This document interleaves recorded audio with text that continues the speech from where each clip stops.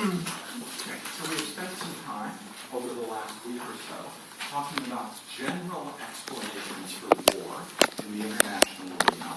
What are some of the factors that, on the whole, lead countries to adopt military conflict in their relations with one another? And these general ideas that we've been talking about have mostly been tested through large-scale statistical studies, especially statistical studies using this body of data generated at the University of Michigan called the correlates of war data.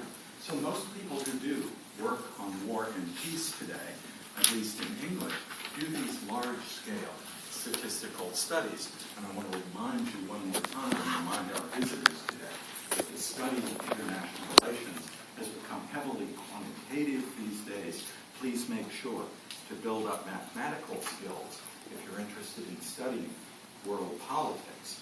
But my own predisposition is not in the direction of statistical studies. I think we often lose some of the information, some of the nuances of world affairs if we try to do these statistical studies. So from now on in the course, we're going to look at case studies of conflict. We're going to do a more qualitative investigation of the causes of war rather than these large-scale quantitative studies. But we're going to play off the statistical literature. We're going to use the statistical literature as the source of ideas, as the source of factors to help us understand why sometimes wars break out in the international arena. And as usual, we're going to focus on three different parts of the world in order to do these qualitative studies of war and peace. And we'll begin, as usual, with East Asia.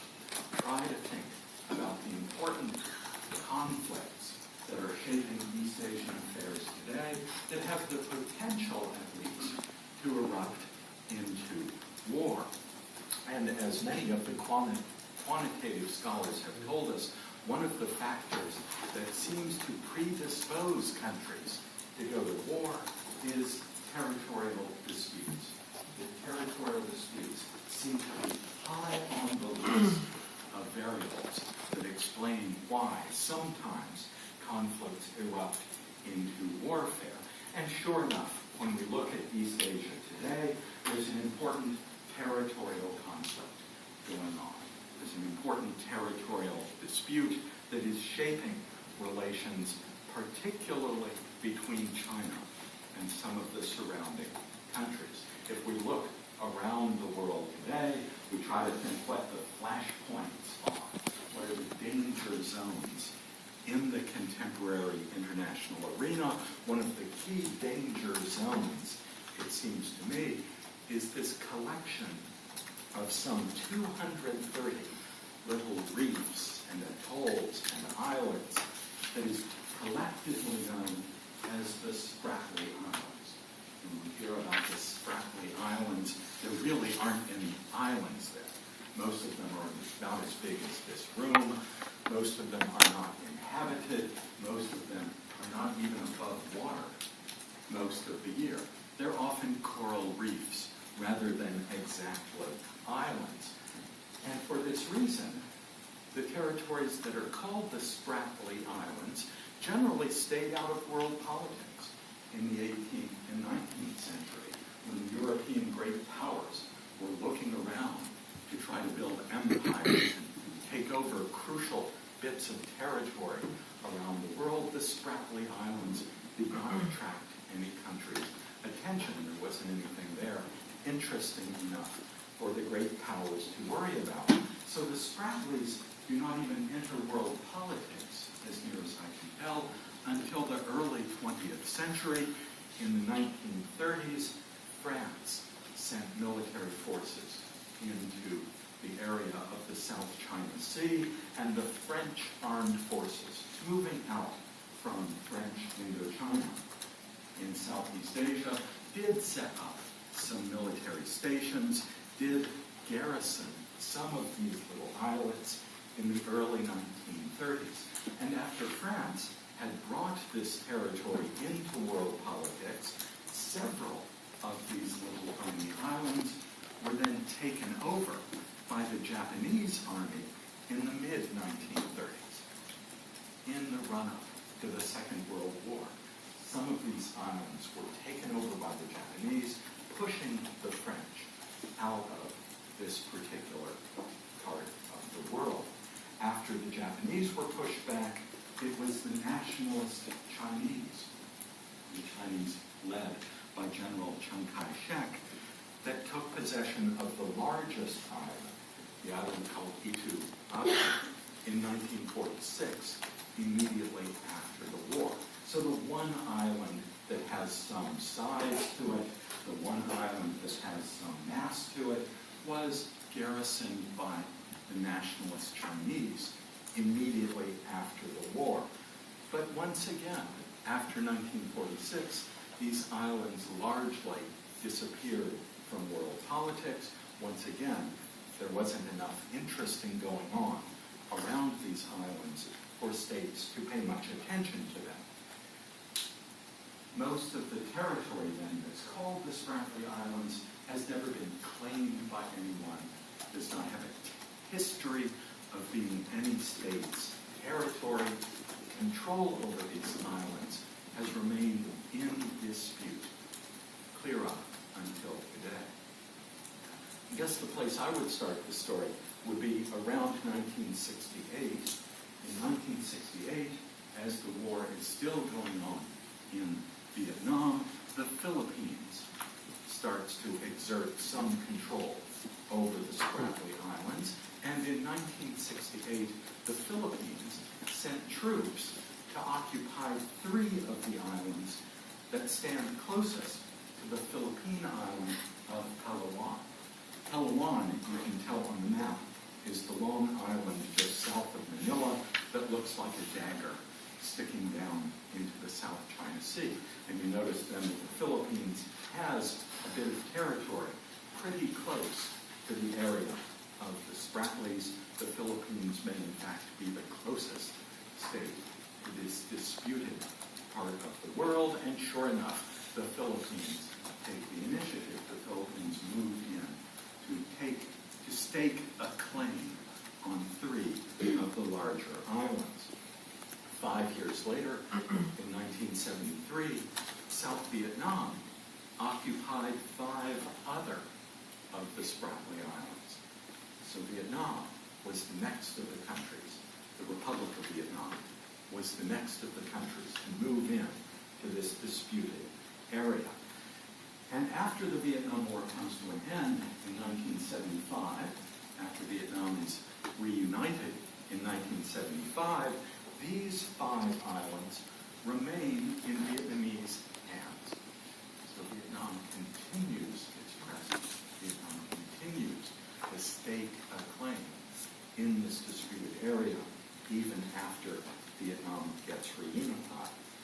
Around 3 years later, in 1978, the People's Republic of China begins to become active in this part of the world. And in 1978, the People's Republic of China took over 6 of the disputed Spratly Islands, including one of the islands that was held by Vietnam. And China and Vietnam come into direct conflict. China and Vietnam, the People's Republic of China and Vietnam clash militarily for control over at least one of these islands that had been controlled by Vietnam. At the same time that China and Vietnam are using force in their rivalry to control some of the Spratlys, the Philippines claimed a couple of more islands in the late 1970s as well. And as near as I can tell, Malaysia gets involved in the conflict in the early 1980s. Malaysia puts troops on one of the islands in the Spratly chain in 1983, and Malaysia sends troops into a couple of more of these islands in 1986. So we have the major players here.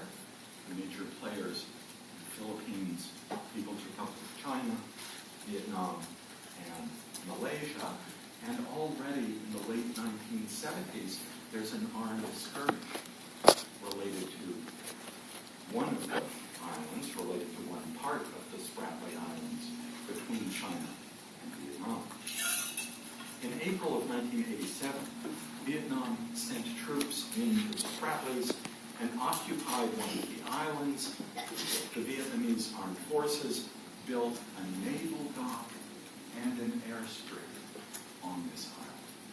Vietnam put some more or less permanent military facilities on this island in the spring of 1987. In response to the Vietnamese move, China sent landing parties to two of the islands, two of them called Fiery Cross Reef and Quarterion Reef. So China, let's say, responded to Vietnam's move by taking control of a couple of the reefs in the South China Sea. And then a year later, in March of 1988, Chinese forces occupied 6 more islands in the Spratlys that were claimed by Vietnam. So again, it's Vietnam and China that are the major antagonists, Vietnam and China that are in closest rivalry for control over the Spratlys. When the Chinese forces take over this half-dozen islands in March of 1988, Chinese warships clash with Vietnamese warships off Chagua Reef. And in this clash, 3 Vietnamese warships get sunk by the People's Liberation Army Navy. And so the Vietnamese come out on the wrong end of the clash. China succeeds in sinking 3 Vietnamese warships. A month later, in April of 1988, Vietnam sent troops to 15 of the reefs to put a Vietnamese claim on a larger number of the reefs in the northwestern part of the Spratlys.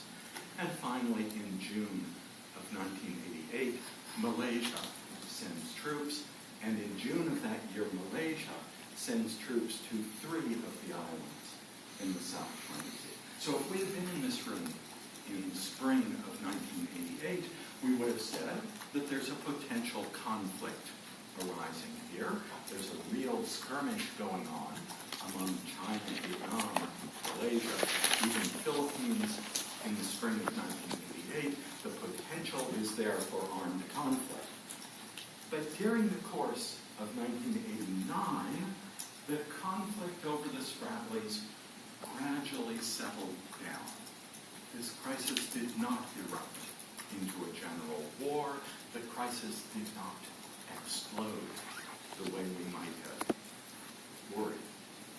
During the course of 1989, a whole series of agreements got negotiated among the various parties to the conflict.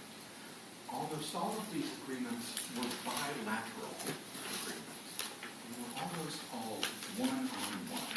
Different countries in the region negotiating individually with other countries in the region. But China and Vietnam, Malaysia, the Philippines, all 4 of the major players negotiated protocols with one another aimed at preventing a military escalation to the conflict. None of these agreements solved the problem. None of these agreements settled the dispute over who owns the islands. But all of these agreements were aimed at making sure that the dispute did not explode into a military confrontation. This set of bilateral negotiations culminated in July of 1992 with a more general agreement signed by all of the parties to the conflict that is generally called, so it's signed there, the Manila Declaration. So the Manila Declaration of July 1992 is a more general agreement among the states disputing the islands about how to handle this dispute in the future. The Manila Declaration commits all of the states that signed this document to three things. First of all, the Manila Declaration commits all countries to use negotiations rather than force to deal with the dispute. The countries that sign the Manila Declaration pledge that they will not immediately use force. They will instead work at the negotiating table to deal with their disagreements. Second, the Manila Declaration pledges all of the signatories to share any natural resources that happen to be found in this disputed territory. The Manila Declaration sets out the principle that because this is open sea, because this is territory claimed by many countries, any natural resources, and by this time there are rumors that perhaps there's hydrocarbons, there's oil and gas somewhere in the South China Sea. The Manila Declaration pledges these countries to share whatever gets discovered there. And third, the Manila Declaration commits all of the signatory countries to stop occupying islands. All of the signatories promise not to send troops to station, to put facilities on any more of the disputed islands in the South China Sea. And once again, if we had been in this room in July of 1992, we would have breathed a sigh of relief. We would have said, this dangerous dispute is on the way to being solved. This dangerous dispute now has a framework that will keep countries from resorting to force over the territorial dispute. Once more, the dispute is not resolved. It's still not clear who owns these islands. But the Manila Declaration pushes the conflict away from warfare and military confrontation. Sorry, this might sound a little bit redundant, but so does that mean that if they had claimed states before this, claimed islands before this, did they still get to keep them? That's right. As near as I can tell, the Manila Declaration does not roll back any of the occupations, doesn't roll back any of the facilities that Vietnam has already built. So the Manila Declaration takes what the status quo is at that point and freezes it. Now, it does call for negotiations vaguely, and so we might think that some future real settlement would involve some of these countries giving up territory. But no, it doesn't. Near as I can tell, it freezes the situation in place. And despite signing the Manila Declaration, all of the states involved almost immediately go ahead and build new docks, build new military facilities, and push the boundaries of their existing claims in the region.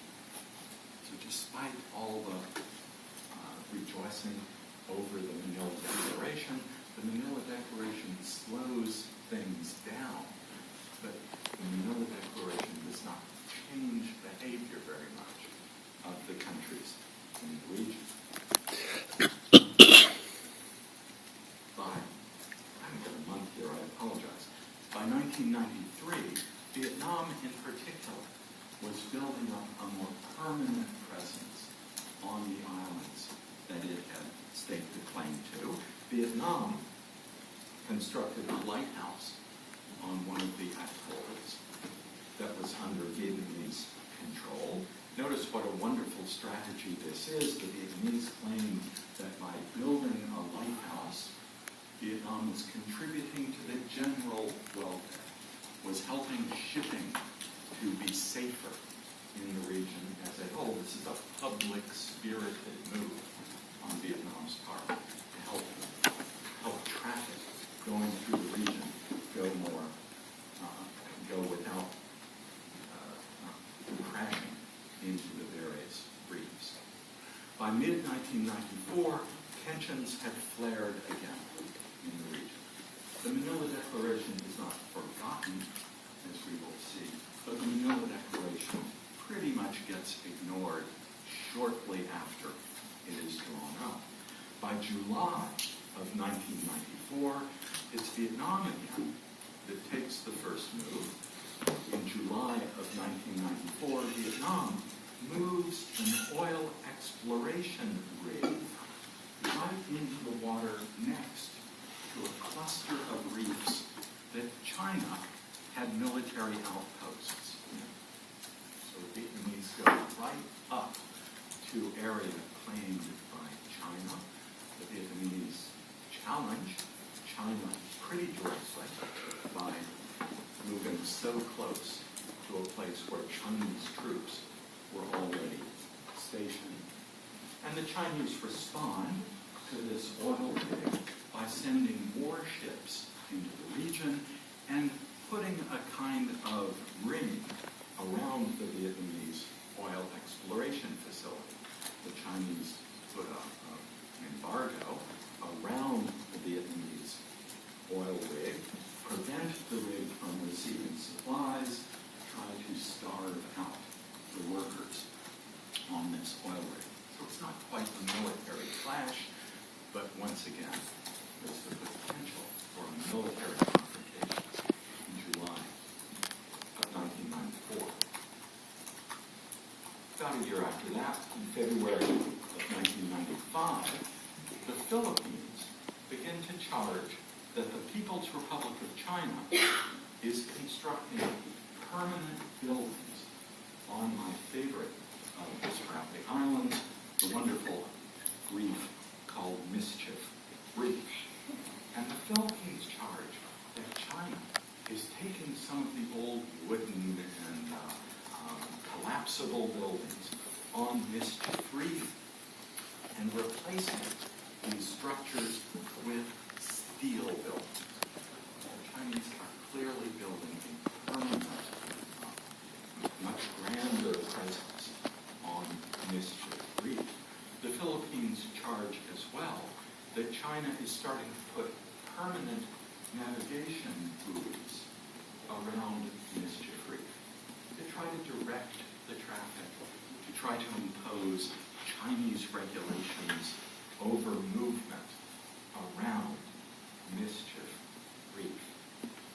And in March of 1995, then, a month after these reports that the Chinese are putting these permanent buoys in the water around Mischief Reef, the Philippines sends in warships and Philippine Marines to the area around Mischief Reef and removes the Chinese buoys.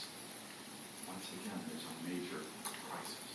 Once again, there's a potential for conflict as the as the Philippine Navy moves in to take out some of the infrastructure that China had put in. In March of 1995, Philippine warships also seize several Chinese fishing boats operating in the area around Mischief Reef. The Philippines goes one step further in March of 1995.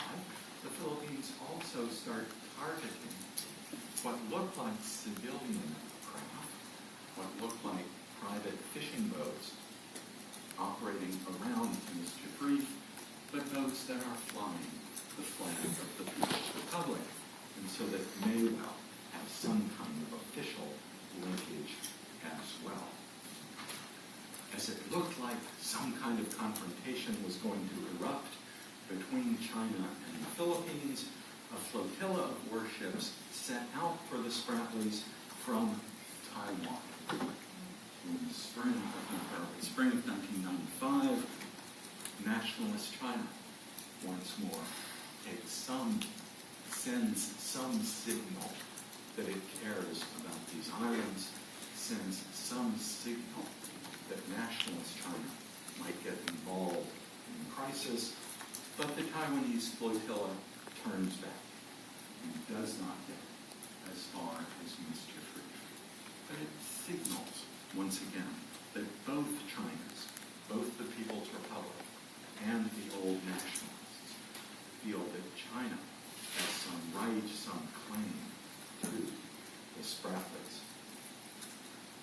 Taiwan's involvement was evident again in the fall of 1995, when the Taiwanese military presence on Itu-Abu, the nationalists are still there, on the largest island that nationalist China took over in 1946, and the nationalist armed forces on Itu-Abu opened fire in the fall of 1995, on a passing Vietnamese ship. So the nationalists have not hesitated to use some kind of force in dealing with the dispute as well. The following year, 1996, saw another skirmish between China and the Philippines. In 1996, Chinese warships and Filipino warships once again clashed, this time off another one of the islands, not near Mischief Reef, but near another one of the islands in the chain. In April of 1997, then, Chinese patrol boats became much more active in the area around the Philippines. Partly the way, it seems to me, the way that the Spratly Islands have jumped into the headlines, have become a flashpoint in world affairs. We might date to 1997. Many people who write about the Spratly crisis begin their story in 1997. And in 1997, if we begin the story there, it's China that seems to move first. It's China that seems to take the initiative in using warships to boost Chinese claim to the region. And sure enough, in April of 1997? Scattered today. And in April of 1997, a cluster of Chinese patrol boats became active in territory around the Philippines, and Chinese patrol boats started to scout out some of the islands the Philippines had claimed in the Spratlys. About this same time, in the spring of 1997, the Chinese Marines put up a Chinese flag on the little island called Scarborough Shoal. I think Scarborough Shoal makes it onto the second map. And you notice Scarborough Shoal is quite close to the main island of the Philippines.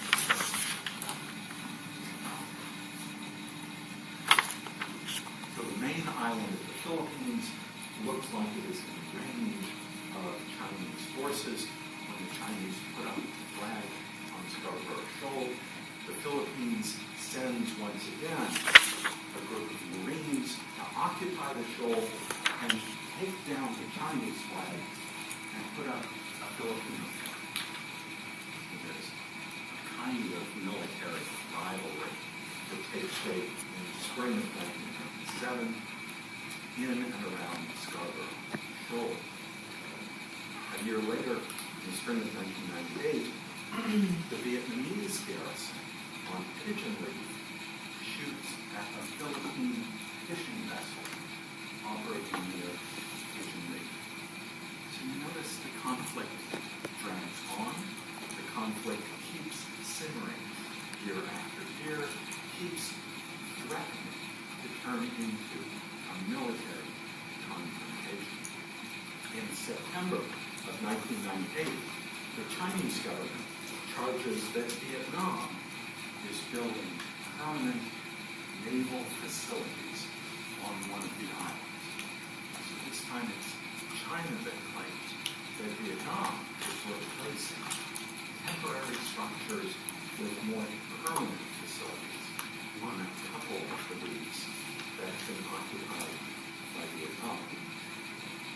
And 2 months later, Mischief Reef rears its head again. In early November of 1998, reports that Chinese patrol boats are active again in and around Mischief Reef. The Philippines government formally protests that 7 Chinese patrol boats are operating around this area that now has the Philippine flag flying over it. The People's Republic replies to this protest by saying that the ships around Mischief Reef are simply repairing emergency fishing shelters.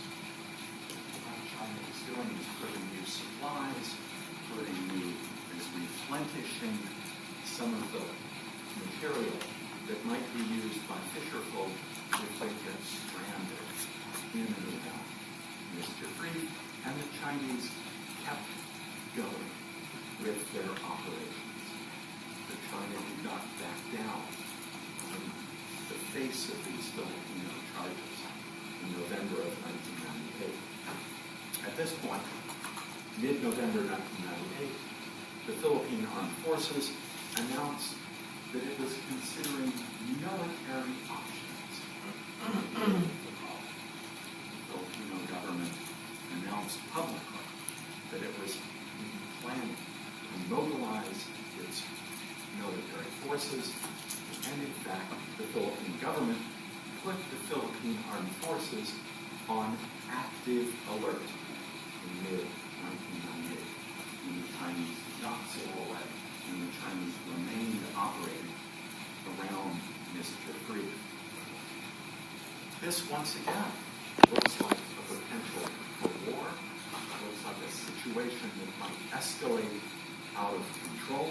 Vietnam expressed considerable concern that what was going on around Mischief Reef in November 1998 had a high potential to threaten regional security.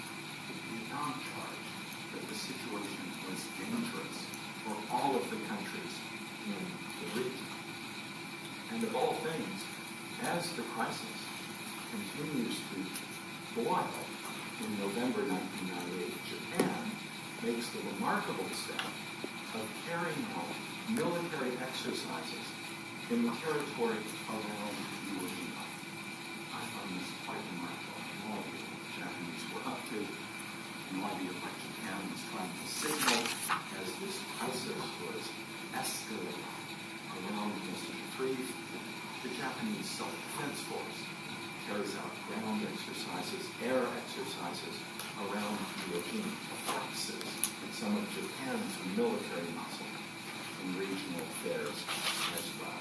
And again, at this point, it looks like the situation is quite dangerous. It looks like the potential for war has become quite high. The third week of November, at the summit meeting of Asia-Pacific Economic Cooperation, the summit meeting of APEC that took place in November of 1998, the president of the Philippines met on the sidelines with the president of China. So the two presidents, the Philippines and China, took the occasion of the APEC meeting to sit down and at least look at one another. And the two presidents came away from the meeting announcing that the crisis had been resolved. So once again, just when it looks like the crisis is about to explode, just when it looks like this dispute might boil over, the two presidents announced that they have agreed to defuse the situation. Nevertheless, as soon as the Chinese president gets home, China announces that China will not pull its forces away from Mischief Reef. China announces that it does have a claim, that it still believes it has a claim to the territory around Mischief Reef. And China also announces at the end of 1998 that any negotiations concerning the Spratly Islands must involve more than two countries. That any future negotiations should be multilateral negotiations. I apologize. Please excuse me. China announces that any future negotiations must be bilateral negotiations rather than multilateral negotiations. China announces that it's tired of the kind of one-on-one talks that led to the Manila Declaration. China said, let's do it again. Must be. China announces that any future negotiations have to be like the negotiations that set the stage for the Manila Declaration. That China wants to confront each of the countries in the region one-on-one and deal with each of the countries in the region on a bilateral basis rather than kind of a large multilateral conference or a large multilateral set of negotiations. And so the conflict continues to boil on. January 1999, the Philippines report once again that the People's Liberation Army Navy is active around Mischief Reef. The Philippines reports that a couple of Chinese missile boats is operating around Mischief Reef. March of 1999, Manila charges that the Chinese are building permanent structures at another one of the reefs in the Spratlys. And the Philippine government announces that since China is still active, since China is still building up its presence in the Spratlys, that the Philippines is going to enlarge one of the military airfields that the Philippines has on the island under Philippine control. The Philippine government at this point also calls for closer collaboration between the Philippines and the United States. This is sort of a remarkable development because the Philippine government had thrown the United States out of U.S. military bases in the Philippines after Ferdinand Marcos was overturned. And now, though, in the spring of 1999, the Philippines opens the door for the United States to become involved, opens the door for United States partnership in the face of these Chinese activities. Talks take place again between the foreign ministers of China and Philippines in May of 1999. The Philippines do carry out a kind of bilateral discussion with China that May, but these talks do not produce any kind of agreement. At the end of May 1999, a Chinese fishing boat gets sunk off Scarborough Shoal immediately after the Chinese fishing boat had collided with the Philippines patrol boat.